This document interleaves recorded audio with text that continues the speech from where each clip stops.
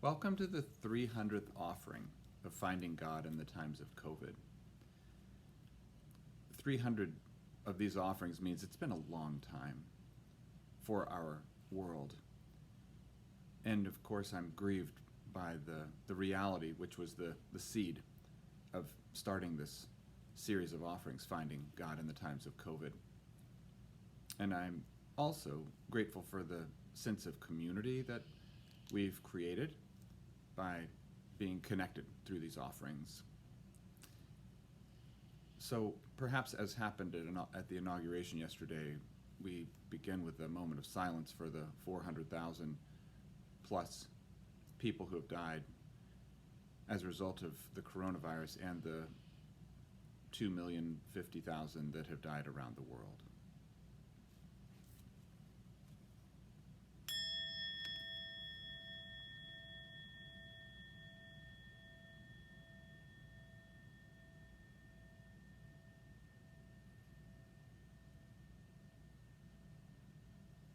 Amen.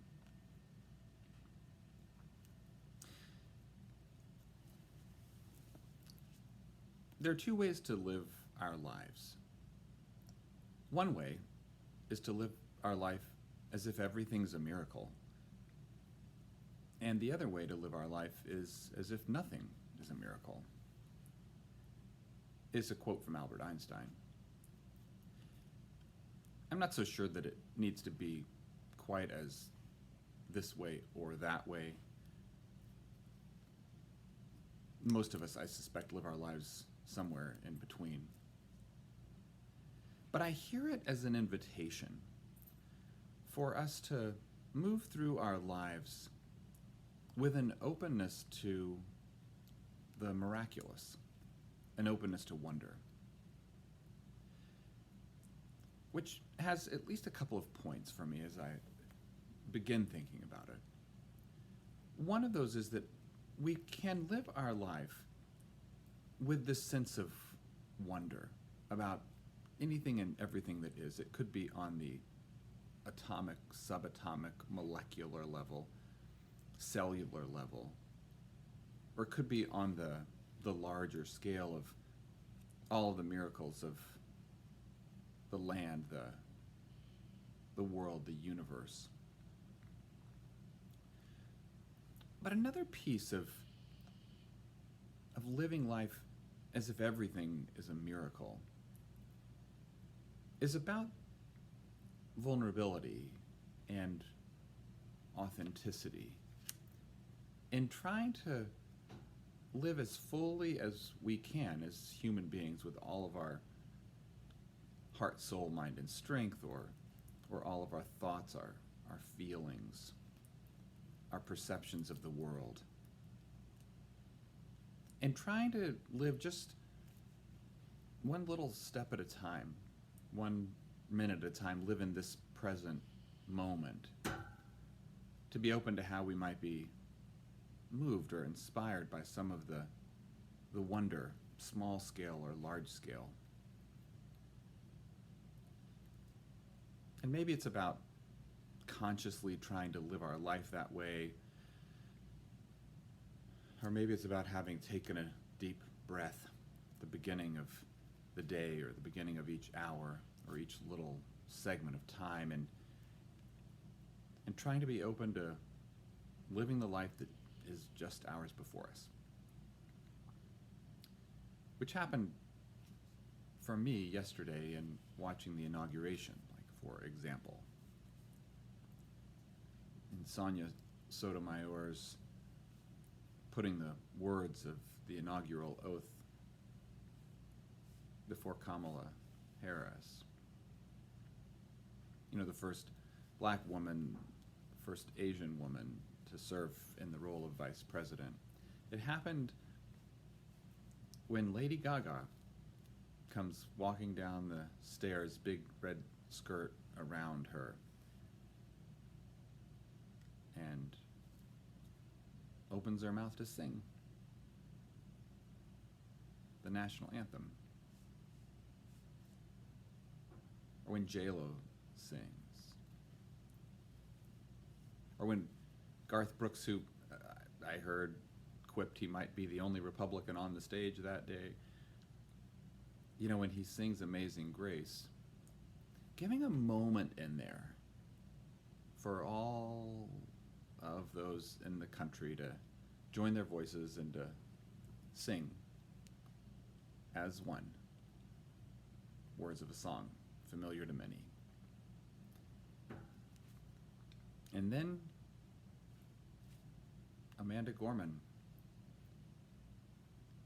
Perhaps many of our new, I've got to read more of her poetry, youth poet laureate. And reading the poem, The Hill We Climb.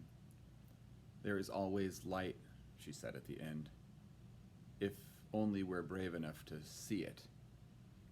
If only we're brave enough to be it. And I wept in hearing her being swept up in the miracle of it all.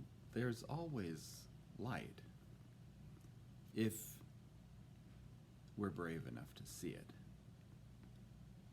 She spoke. If we're brave enough to be it.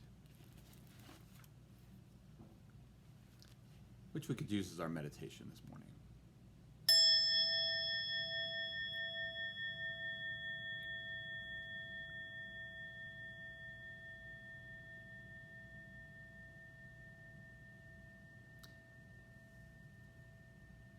There's always light.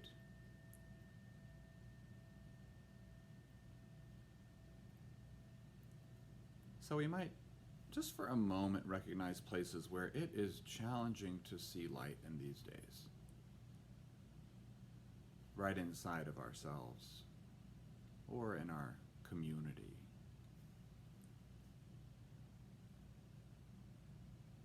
And then perhaps we could imagine if we're in a place that's clouded or dark, a little crack with an inbreaking of light coming through. There's always light.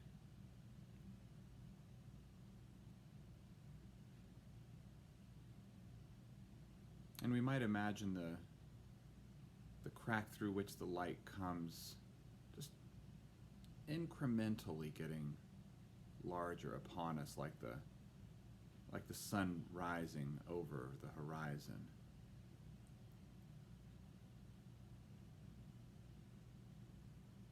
And we might recognize that it could take bravery to see it.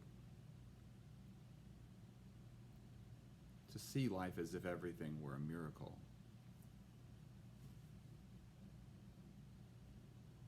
And perhaps an additional degree of that same bravery to be it.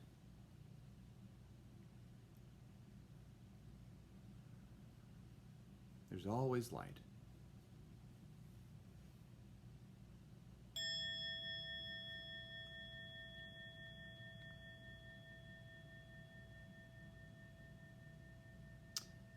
May we find God in these times of COVID.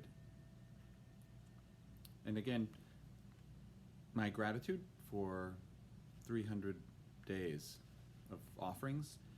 If you want to share the offerings, please feel free to share it on Facebook or YouTube or in whatever format you might do that we might increase our sense of community.